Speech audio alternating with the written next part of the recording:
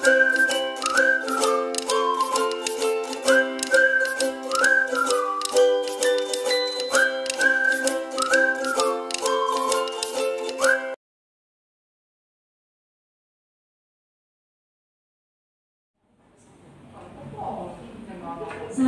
warahmatullahi wabarakatuh. Waalaikumsalam warahmatullahi wabarakatuh. Selamat siang ibu-ibu semua, selamat sehat dan sejahtera bagi kita semua. Marilah kita panjatkan puji syukur kehadirat Allah Subhanahu wa taala atas limpahan berkat rahmat dan hidayah-Nya, sehingga pada kesempatan kali ini kita dapat bertemu dan berkumpul pada ruangan serbaguna ini dalam keadaan sehat walafiat, tidak kekurangan suatu apapun. Terima kasih ibu-ibu yang telah meluangkan waktu pada siang hari ini untuk mengikuti sosialisasi konsep dan implementasi pendidikan paradigma baru. Mohon izin ibu-ibu, izinkan saya Penny Marginingsih, calon guru penggerak angkatan 4 SMA Negeri 1 Bodong, Kabupaten Grobogan. Dalam kesempatan hari ini saya akan memaparkan, yaitu yang pertama mengenai filosofi pendidikan Ki Hajar Dewantoro, yang kedua mengenai nilai dan peran guru penggerak, yang ketiga visi guru penggerak, dan yang keempat mengenai budaya positif. Yang pertama mengenai filosofi pendidikan Ki Hajar Dewantoro. Ki Hajar Dewantoro menjelaskan mengenai pendidikan bahwa pendidikan adalah tempat persemaian benih-benih kebudayaan dalam masyarakat, ruang berlatih dan bertumbuhnya nilai-nilai kemanusiaan yang dapat diteruskan atau diwariskan.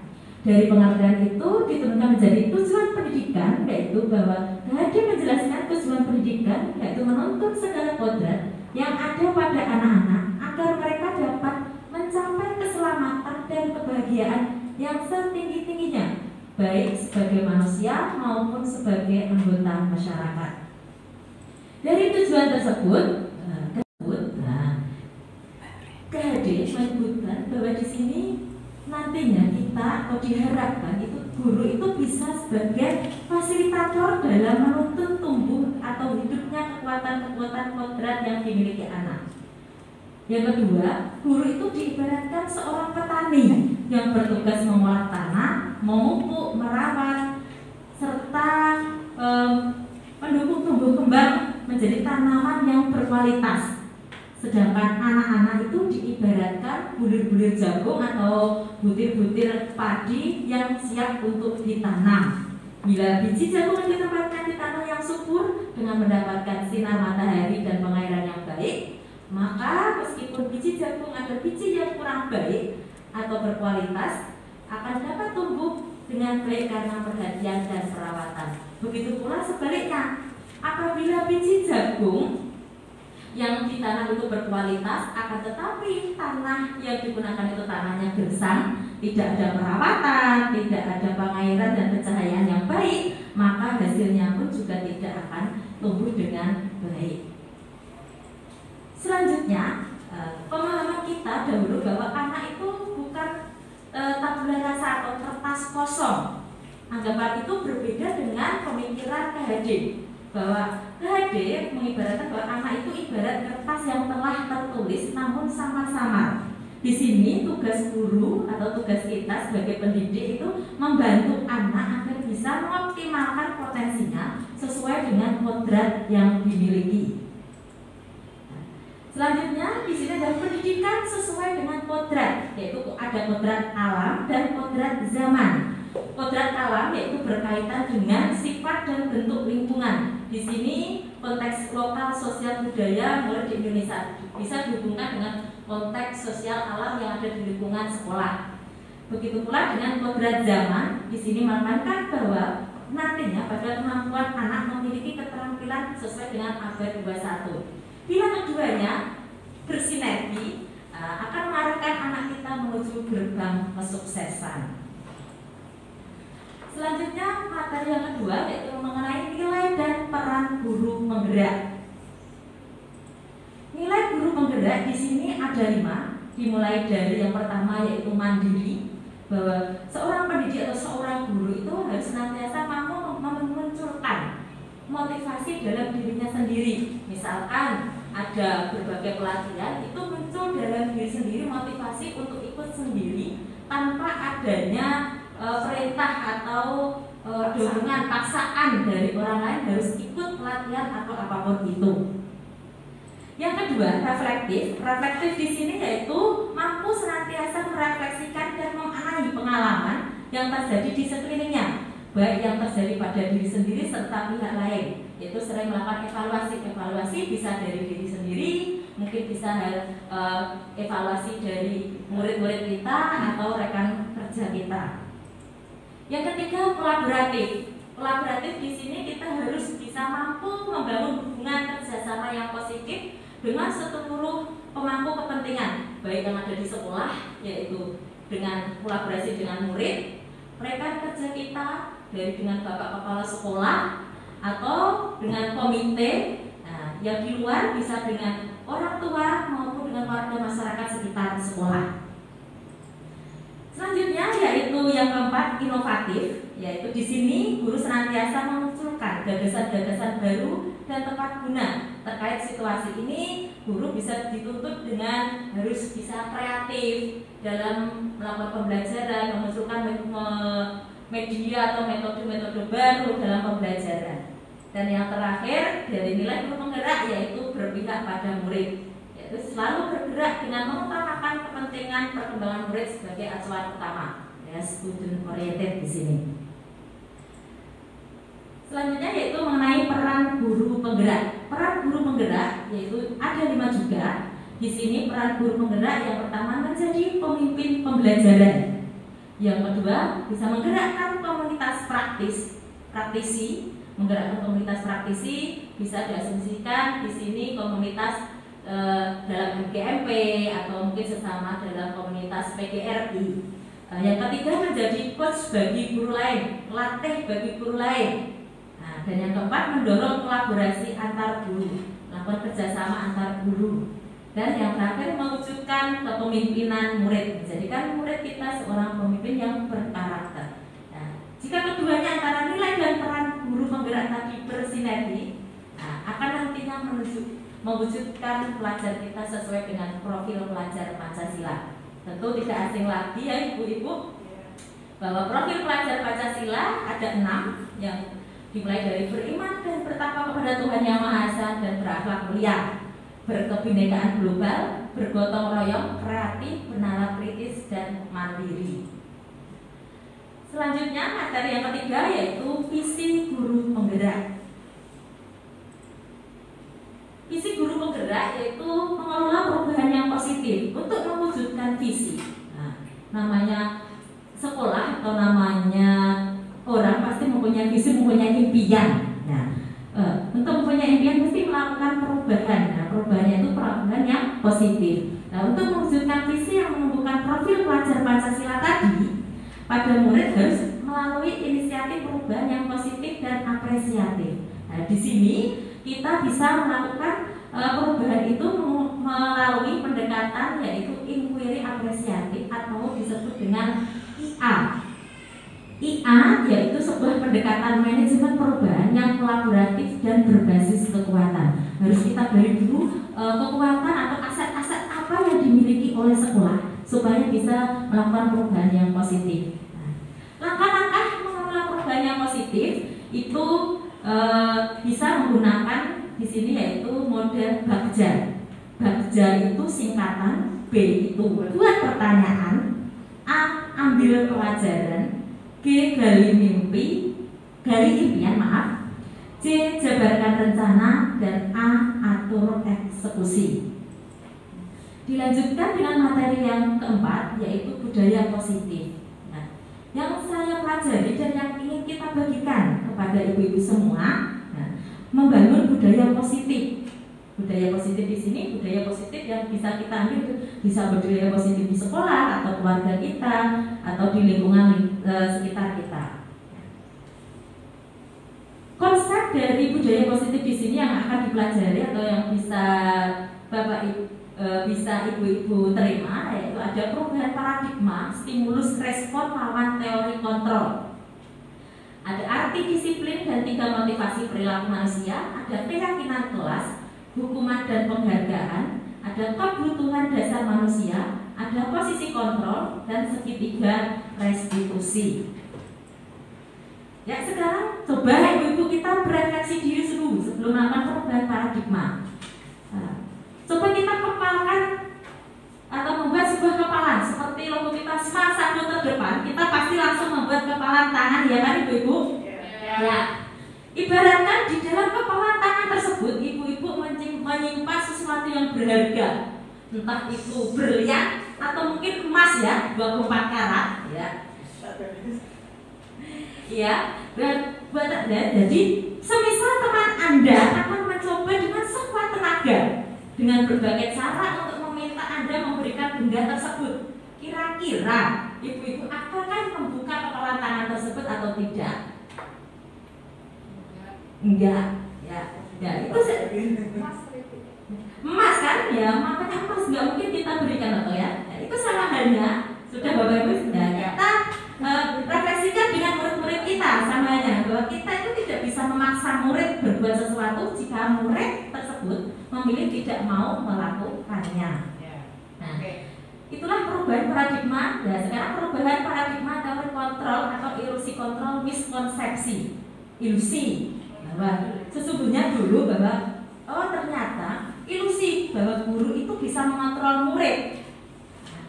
Ilusi juga bahwa kritik dan membuat orang merasa bersalah dapat menguatkan karakter. Ilusi bahwa semua pengetahuan positif, efektif, dan bermanfaat. Dan yang terakhir, ilusi bahwa orang dewasa memiliki hak untuk memaksa. Bahwa kita tidak bisa memaksa hak anak untuk mengikuti kemauan kita, ya kan? Nah, sesuai dengan tabel di sini ada perubahan paradigma stimulus respon lawan teori kontrol. Nah, stimulus respon tentang dunia, bagian sisi ini ya, ini yang sebelah kanan ada teori kontrol tentang dunia. Semisal di sini.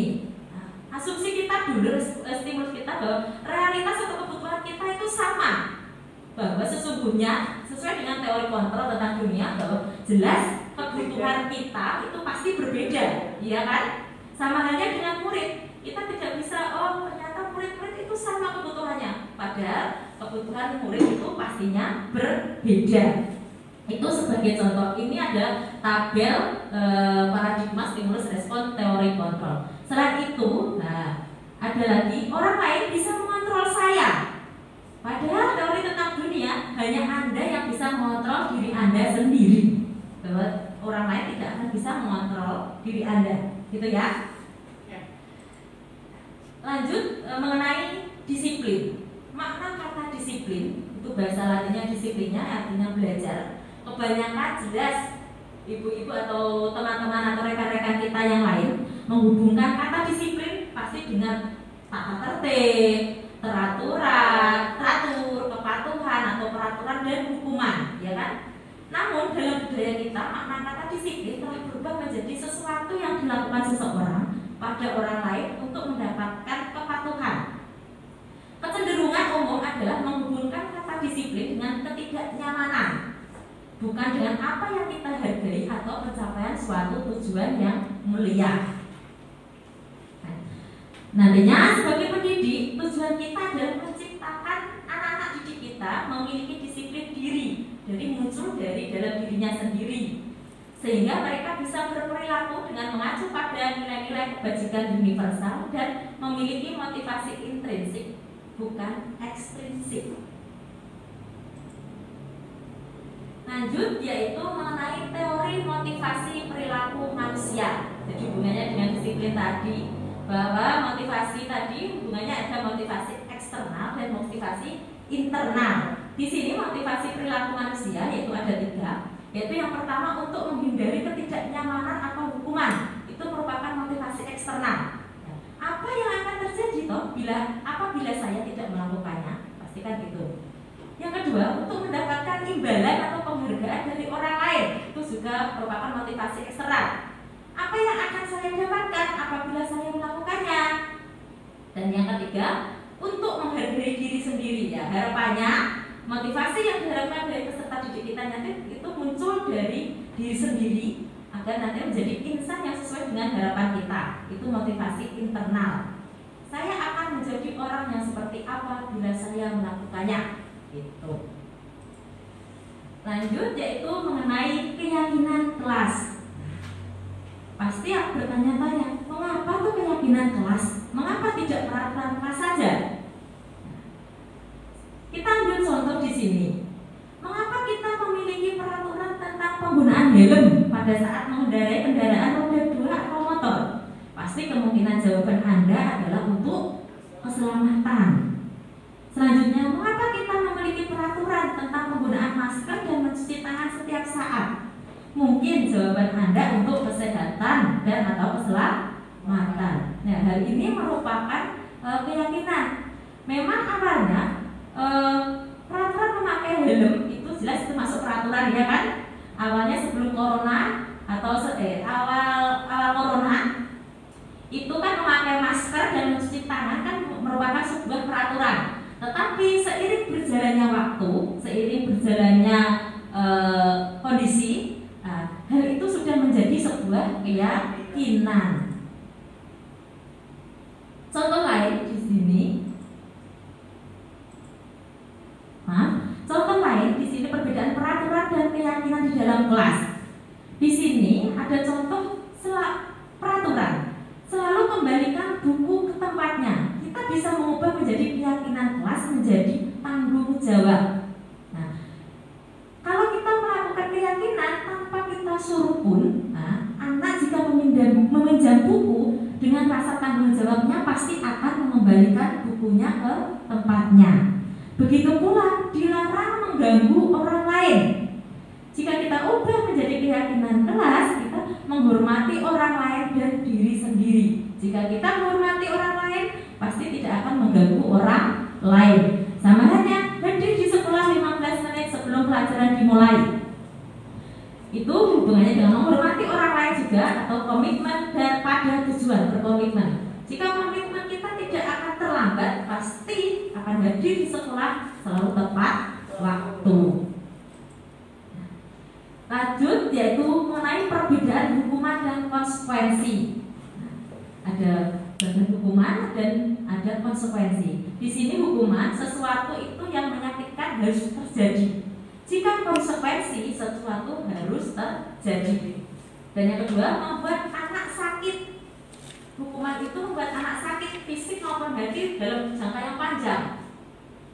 Yang kedua, dalam konsekuensi membuat anak merasa tidak nyaman dalam jangka waktu yang pendek. Ini perbedaan hukuman dan konsekuensi yang ada 8. Lanjut mengenai kebutuhan dasar manusia. Kebutuhan dasar manusia itu ada 5. Ada kebutuhan bertahan hidup, ada kesenangan, cinta dan kasih sayang, penguasaan dan kebebasan. Contoh kasus di sini. Ibu guru bilang, aku tidak boleh bersenandung sewaktu mengerjakan tugas. Katanya kelas harus tenang, tidak ada suara. Padahal kan aku suka dan senang menyanyi. Kira-kira dari contoh kasus ini masuk kebutuhan apa? Kira-kira kesenangan. Ya, kita kunci jawabannya kesenangan. Coba kita lihat. Betul, jawabannya yaitu kebutuhan akan kesenangan. Lanjut mengenai 5 posisi kontrol. 5 posisi kontrol di sini ada penghukum, pembuat orang merasa bersalah, teman, monitor, pemantau, dan manajer. Di sini penghukum, seorang menghukum bisa menggunakan hukum fisik maupun verbal. Jadi biasa yang sering mungkin dulu dilakukan ya kan, bisa dalam hukuman fisik maupun verbal. Lanjut pembuat orang merasa bersalah, biasanya guru akan bersuara lebih lembut dengan kata-kata lembut, menggunakan keheningan yang membuat orang merasa tidak nyaman, bersalah atau rendah diri. Posisi yang ketiga yaitu sebagai teman, mungkin yang sering kita lakukan, menjadikan kita dan murid sebagai teman. Tetapi ada hal negatif dari posisi teman. Bila suatu saat guru tersebut tidak membantu murid, maka murid akan kecewa, mungkin berpikir, saya pikir bapak ibu itu teman saya. Itu jika posisi teman. Lanjut yang keempat itu posisi monitor atau pemantau. Di sini monitor berarti mengawasi. Pada saat kita mengawasi, kita bertanggung jawab atas perilaku orang-orang yang kita awasi. Dan yang terakhir posisi manajer. Harapannya Bapak Ibu itu bisa menjadi guru atau pendidik pada posisi kontrol, yaitu sebagai manajer, di mana posisi mentor, di mana guru berbuat sesuatu bersama dengan murid, mempersilahkan murid mempertanggungjawabkan perilakunya, mendukung murid agar dapat menemukan solusi atas permasalahannya sendiri. Jadi murid diajak untuk menganalisis kebutuhannya sendiri maupun kebutuhan orang lain. Di sini menekankan bukan pada kemampuan membuat konsekuensi, namun dapat berkolaborasi dengan murid bagaimana memperbaiki kesalahan yang ada. Lanjut, materinya yaitu dihubungkan dengan proses kontrol. Itu apa itu restitusi? Restitusi adalah proses menciptakan kondisi bagi murid untuk memperbaiki kesalahan mereka, sehingga mereka bisa kembali pada kelompok mereka dengan berkarakter yang lebih kuat. Ciri-cirinya ada 9, yaitu bukan untuk menebus kesalahan, namun untuk belajar dari kesalahan. Ada memperbaiki hubungan, dan yang terakhir mengembalikan murid yang berbuat salah pada kelompoknya. Inilah bagian segitiga restitusi. Ada 3 langkah dalam segitiga restitusi dalam seorang pendidik dalam menangani suatu permasalahan. Di sini ada menstabilkan identitas, ada validasi tindakan, dan menanyakan keyakinan. Menstabilkan identitas di sini tujuannya membuat siswa yang merasa gagal karena melakukan kesalahan menjadi positif terhadap dirinya. Biasanya bisa menggunakan guru-guru berkata, berbuat salah itu hal yang manusiawi. Bapak Ibu guru juga pernah melakukan kesalahan. Itu contohnya. Lanjut, mengenai validasi tindakan yang salah. Di sini langkahnya itu membantu murid mengenali kebutuhan yang ingin dipenuhi ketika melakukan kesalahan tadi. Jadi kembali ke kebutuhan manusia tadi yang ada 5. Kita membantu murid menggali, oh ternyata murid itu mempunyai kebutuhan apa toh. Nah, pada dasarnya setiap tindakan manusia tujuannya untuk memenuhi kebutuhan. Tadi ada 5 kebutuhan tadi ya. Di sini bisa dicontohkan guru berkata biasanya, kamu bisa saja kan melakukan hal yang buruk, tapi kamu tidak melakukannya. Kamu pasti punya alasan mengapa melakukan kesalahan itu. Jika menghadapi murid yang mengalami kesalahan. Yang terakhir itu mengenai menanyakan keyakinan. Nah, di sini murid melihat kesalahan yang dihubungkan dengan nilai-nilai kebajikan yang diyakininya, mendasari manusia berinteraksi dengan orang lain. Bisa dicontohkan di sini guru berkata sini, apa nilai yang kita percaya di kelas atau di sekolah kita? Nilai-nilai kebajikan atau keyakinan apa yang telah kita sepakati? Atau kamu ingin menjadi seperti apa tuh nantinya? Apa yang kamu rasakan ketika kamu melakukan itu? Kamu menjadi orang yang seperti apa? Itu merupakan menanyakan keyakinan. Ya. Demikian paparan dari saya. Mungkin ibu-ibu ada yang ditanyakan, monggo. Ya, tadi sempat dijelaskan mengenai kodrat alam dan zaman. Nah, saya ingin lebih tahu nanti sebenarnya apa yang dimaksud dengan kodrat alam dan zaman itu. Terima kasih. Terima kasih Bu Win atas pertanyaannya. Di sini kodrat alam dan kodrat zaman bahwa anak nantinya berkaitan, yaitu di sini kodrat alam berkaitan dengan sifat dan bentuk lingkungan. Kodrat alam itu dihubungkan dengan konteks lokal sosial budaya di sekitar kita. Jadi dihubungkan misalnya pembelajaran kita tentang alam apa yang dekat saja dengan kita, itu ada Merapen abadi, itu kan bisa digali konteks alamnya, bisa dipelajari dari ternyata kenapa kok apinya bisa abadi, bisa terus menyala, pasti kan ada unsur-unsur di dalamnya. Begitu. Sedangkan konteks kodrat zaman di sini menekankan bahwa jelas mengarahkan anak didik kita nantinya harus terus mengikuti perkembangan zaman. Jangan disamakan perkembangan zaman dahulu ketika kita masih sekolah dengan perkembangan zaman sekarang. Jelas pastinya berbeda. Jadi nantinya anak harus dituntut untuk terus mengikuti perkembangan zaman yang ada. Lanjut, mungkin ada yang ditanyakan lagi ya Bu? Ya. Ya, bismillah. Maaf Penny, di sini saya agak kurang paham tentang hubungan antara kebutuhan manusia dengan posisi kontrol yang tadi jenengan sampaikan. Tolong bisa disampaikan secara jelas agar yang lain juga jelas, terutama saya. Terima kasih. Terima kasih Bu Oki atas pertanyaannya. Nah, saya coba tadi munculkan kebutuhan ya di sini. Ya, contoh saja kasus ini. Jadi kita sebagai guru itu perlu mengetahui kebutuhan-kebutuhan dasar dari siswa agar dapat menentukan posisi kontrol apa yang tepat harus dilakukan untuk mengenali permasalahan yang terjadi. Di sini misal kasus tadi, ibu guru bilang aku tidak boleh bersenandung sewaktu mengerjakan tugas. Katanya kelas harus tenang, tidak ada suara. Padahal kan aku suka dan senang menyanyi. Nah, kebutuhan kelas ini tadi, anak ini tadi, bapak kan kebutuhannya yaitu kesenangan. Dari kebutuhan itu, oh guru tahu. Nah, gimana posisi kontrol guru? Berarti kita harus mengarahkan anak.